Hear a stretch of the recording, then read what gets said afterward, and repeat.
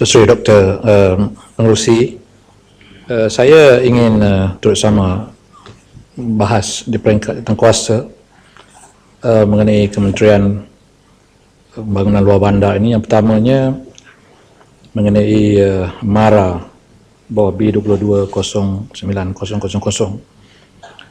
Saya ingin bertanyakan kepada Kementerian, apakah kemajuan siasatan dakwaan pembelian 4 hartanah di Australia ataupun tepatnya di Melbourne yang melibatkan jumlah kos terlebih bayar yang dijangkakan melebihi 100 juta.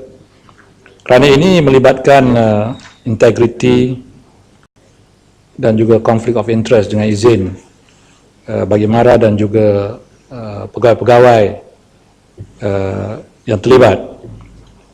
Walaupun ini di peringkat dakwaan, tetapi pihak yang membuat dakwaan mempunyai dokumen-dokumen yang diperolehi daripada sumber-sumber yang sahih, dan oleh demikian demi menjaga nama baik MARA, dan juga MARA ini dikaitkan dengan urusan pentadbiran kemajuan Bumiputera khususnya orang Melayu, maka kita harus mempunyai tindakan yang tuntas supaya sebarang bentuk penyelewengan jika ada, salah guna kuasa jika ada, ataupun konflik of interest jika ada, mesti ditangani dan diambil tindakan terhadap mereka yang terlibat supaya kita dapat pulihkan balik imej ini.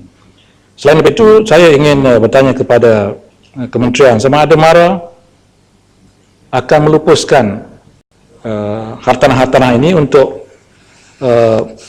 mendapatkan semula wangnya, dan kita dimaklumkan bahawa nilai hartanah tersebut kini lebih mahal daripada ketika ianya diperolehi.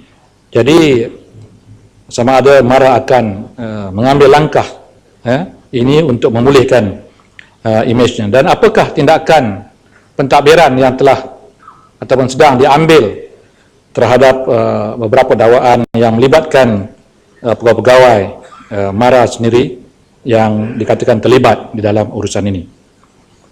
Terus yang betul, selain daripada itu, saya ingin bertanya, MARA juga di bawah P22 mengenai Uni KL 00616. Saya minta Menteri menjelaskan apakah niche utama Uni KL ini, dan bagaimanakah kedudukan Uni KL ini dengan niche yang ada ni, mungkin aero angkasa ke atau apa supaya kita dapat terutama mempromosikan universiti di bawah penyelenggaraan MARA ini menjadi sebuah universiti yang betul-betul mempunyai imej dan nama yang hebat.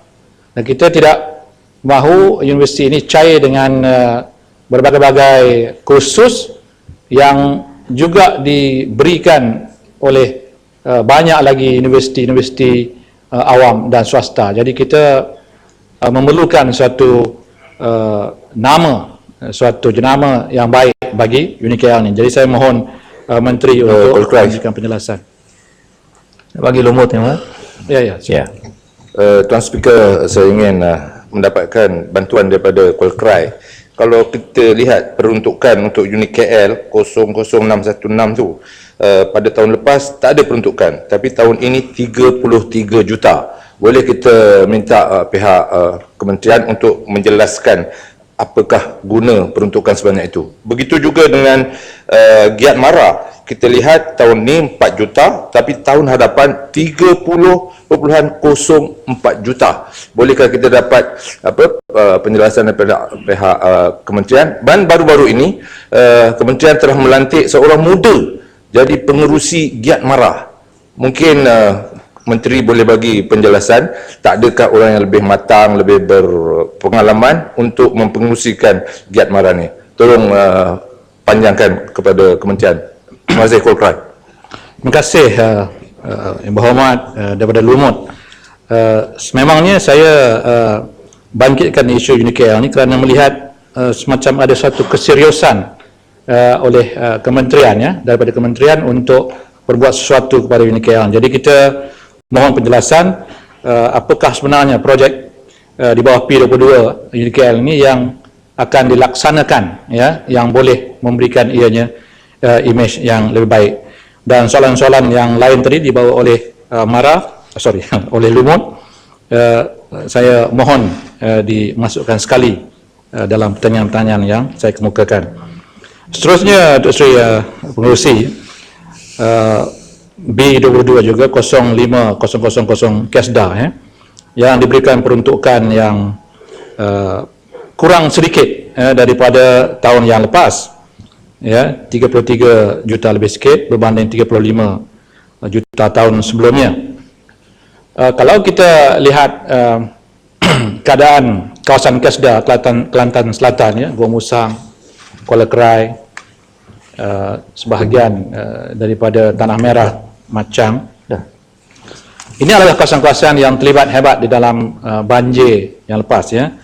Jadi saya lihat masih ada lagi pemulihan infrastruktur yang memerlukan tumpuan, ya, di kawasan KESDA ini. Jadi isyarat yang diberikan oleh kementerian dengan menurunkan atau mengurangkan peruntukan pada KESDA ini tidak berapa memberangsangkan. Jadi saya ingin bertanya kepada kementerian, kenapa, ya, jumlah ini dikurangkan, malah sepatutnya ia ini ditambah dalam keadaan, ya, kawasan KESDA ini berada dalam kawasan banjir yang teruk. Nah, saya juga ingin bertanya sama ada peruntukan kepada KESDA ini, sama ada B22 ataupun P22. P22 ini mendapat 71 juta, hampir 72 juta, adalah termasuk sama seperti yang dijanjikan oleh Menteri, pembinaan sebuah jambatan baru di Kampung Pemberian, ya, yang akan dimulakan pembangunannya tahun depan. Jadi kalau di bawah peruntukan KESDA ini, saya rasa ianya sangat dialu-alukan, ya, dan bukan daripada JKR dan sebagainya. Seterusnya, Datuk Seri Pengerusi, saya ingin menyentuh 0600 RISDA, yang juga mengalami sedikit penurunan sebanyak 50 juta ataupun 20% daripada peruntukan tahun sebelumnya. Kita telah diberikan jawapan tentang bantuan kerajaan untuk membantu pekebun-pekebun kecil di kawasan-kawasan luar bandar, khususnya di kawasan saya di Kuala Krai. Tetapi sekali lagi penurunan jumlah ini, ya, tidak memberikan satu gambaran seriusnya kita untuk membantu pekebun kecil ini, ya. Jadi saya ingin bertanya, adakah ini berpunca daripada kekurangan ataupun jumlah pekebun kecil yang semakin mengecil, ya, kerana ada yang meninggalkan kerjaya dalam urusan kebun kecil getah ini, ataupun peruntukan akan dihentikan seperti pemberian one off kepada tuan punya kebun getah, ya, pekebun-kebun kecil getah, ya. Dan di bawah P22 RISDA ini pula diperuntukkan sejumlah wang yang agak banyak, 472 juta. Saya ingin mendapatkan maklumat pecahan daripada kementerian untuk tujuan apa peruntukan ini, sama ada hanya untuk tanam semula ataupun menambah bantuan-bantuan one off. Saya ingin mencadangkan kalau boleh bantuan one off ini bukan sekali, ya, dibuat untuk tahun depan ini, memerlukan bantuan beberapa kali kerana pendapatan hasil daripada getah ini dengan cuaca yang ada pada hari ini, ya, tidak mengizinkan mereka mendapat pendapatan yang boleh membantu hasrat kerajaan seperti yang ditulis dalam buku belanjawan ini. Antara objektif untuk pengurusi untuk pekebun kecil, objektif RISDA ialah untuk membantu memperolehi pendapatan RM2,500 bila menjelang akhir 2016 tahun depan ya. Soalan saya, apakah pendapatan purata pada masa ini pekebun kecil ya? Ya, Qualcry Ya, panjang. habis ni last sentence ya.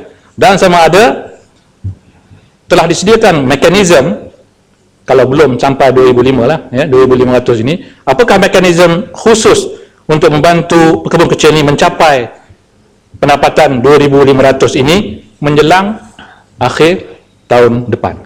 Terima kasih. Terima kasih. Nimbang. Terima kasih Datuk.